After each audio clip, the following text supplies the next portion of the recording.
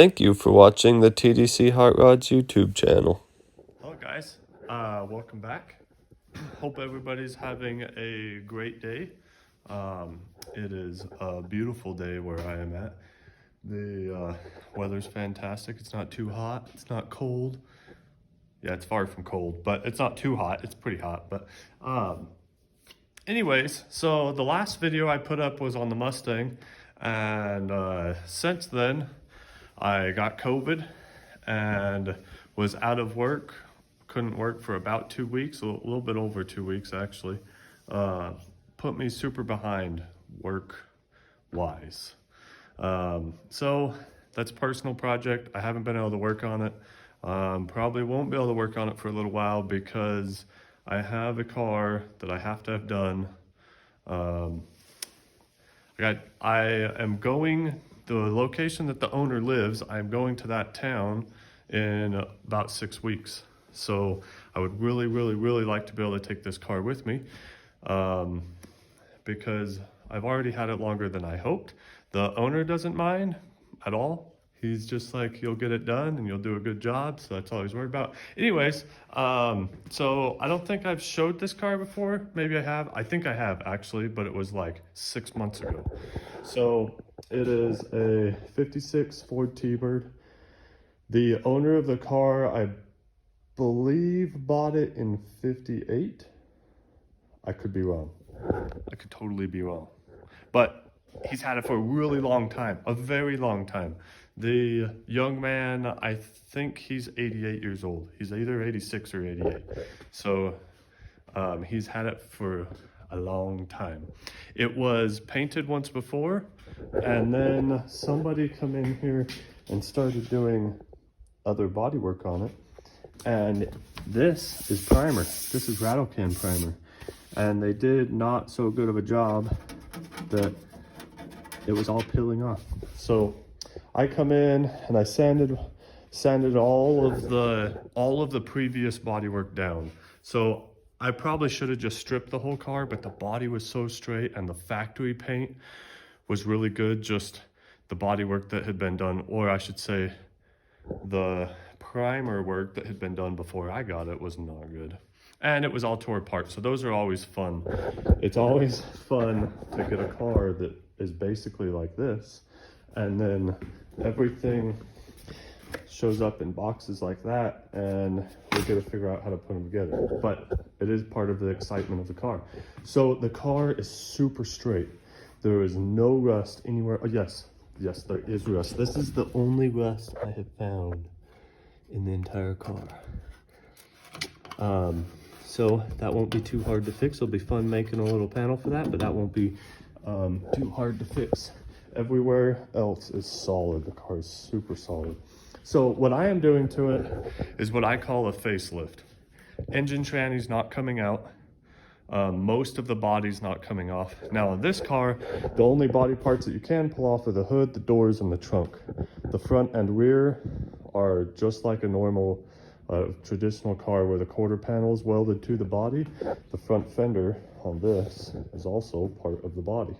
You cannot pull it off. So I call them facelifts because the engine trannies don't come out.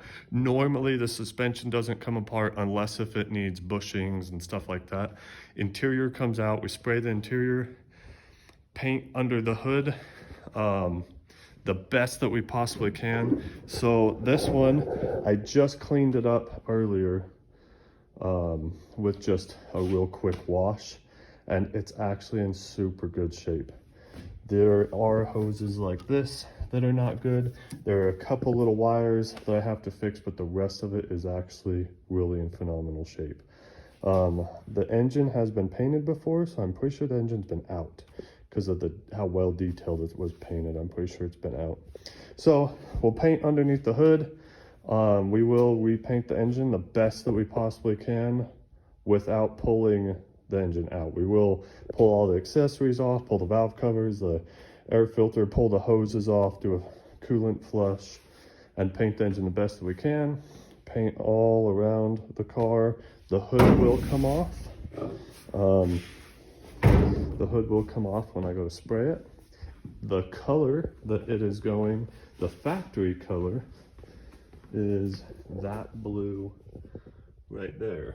But that is not the color he wants. The color he wants is this blue, which is a little bit darker. Oh, and it looks different in the camera. Anyways, super pretty, very pretty color. So the gentleman that had worked on it before, I guess, painted the door jamb. This is the only door jamb on the whole car that was painted. And then, I don't know what he was doing. Anyways, I'm not gonna complain. I'm not gonna bash on somebody else's work, although I don't agree with it. Headlight bucket. So back to what I'm doing to the car. We'll pull the seat out, pull the carpet. This used to have a black piece of vinyl on it from the factory. The owner seen one a bunch of years ago that the guy had pulled the black vinyl off and painted the dash. So this portion of the dash and the lower portion will get painted body color. So yeah, this ought to be, it ought to be a pretty quick and easy job. I have about 6 weeks. So hopefully I can get it done in that time. If I don't, it'll be okay. I will be seeing the owner of the car when I go down there. I didn't tell him it was gonna be done, but I would at least like a lot of work done on it. So anyways, I'm just rambling on about all sorts of stuff. But I've already done all the body work. This is the final primer. I do have the fender skirts, which come down to about here. Wait, no, there's the latch. So it goes down to about there. So you can only see the lower third of the tire, which I think will look sweet. It does have a hard top for it. Let's see. I can't get a good, yeah, anyways, let me come over here. There's a hard top that goes from about here. There's the latch, and it comes up and over, and it has this cute little quarter window in it. He does not want me to paint the hard top. The interior, the door panels, the seat, and this convertible top was all redone. I think it was like 15 years ago. But they're all still in phenomenal shape, and he just wants the convertible top. There is lots of chrome that has like these little this rust pitting in it. So we'll take some acid and steel wool and stuff and try to clean that up and make it look just the best that we can. There's lots of pot metal that's doing the same thing, but I've had pretty good luck cleaning those up. Lots of that aluminum, I mean that chrome stuff is really expensive, and for a facelift job like this, it's normally not worth spending the $12,000 for the chrome stuff to put on the car when the car is just getting driven a few times a year. The owners they absolutely love it. Yeah, facelift jobs to me are just a cheap way, but do it proper. The windows still come out, all the chrome still comes off, every piece of trim and molding. You don't mask around any of that. I don't agree with doing that. So back to what needs to be done is what I'm going to start with first is I cleaned up under the hood pretty good, but my brother has a really nice steam cleaner. So I'm gonna go put this thing up on some, there's a oil leak underneath it. I found the oil leak. So I'm gonna go put this up on some ramps and pressure wash all the suspension components and the transmission, just the whole underside. I'm gonna try to get the underside as clean as I possibly can. His steam cleaner works freaking sweet. So I'll get that all cleaned up. The carburetor has a slight hesitation in it. I noticed this morning, and that's probably because I let it sit for 6 months. So I'm gonna fix that, fix a little bit of the wiring, get it running and driving really good. Get all the bugs worked out of the running and driving portion of it. And then I'm gonna paint under the hood and make that all look pretty. And then we'll paint the outside of the body and the dash. And after that, we'll pull the tires and wheels off, mask off the body and spray all the wheel wells and the portion of the frame that we'll see. And if it's clean enough in the middle of the frame, I'll clean that. I'll spray that also. I don't agree. I've seen people do it before where they'll put jacket up and they'll spray the whole entire undercarriage when there's still greasy or oily stuff in the middle of the frame. I feel like you're wasting your time with that. But anyways, yeah, so that is the plan with this. Hopefully we will, now that I feel like a new man, not really. COVID sucks for me.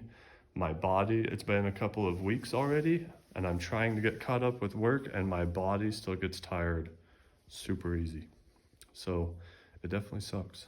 It's not, I don't feel exactly the same, but hopefully we'll be seeing, I have some business ventures that I am trying to pursue, and because of that, I think it would make fantastic content. So I'm going to try to be way better than I've ever been with YouTube stuff or videoing in general, whether it's for YouTube or not. So you will hopefully be seeing a lot more of this T-Bird. And the next project after this T-Bird, the next big one, it's kind of a cool car. I'm 6'4", so I don't even fit in this thing without the roof down because my head pokes out. Anyways, the next project after this T-Bird, I have not showed you guys anything about, and I've wanted to for quite some time.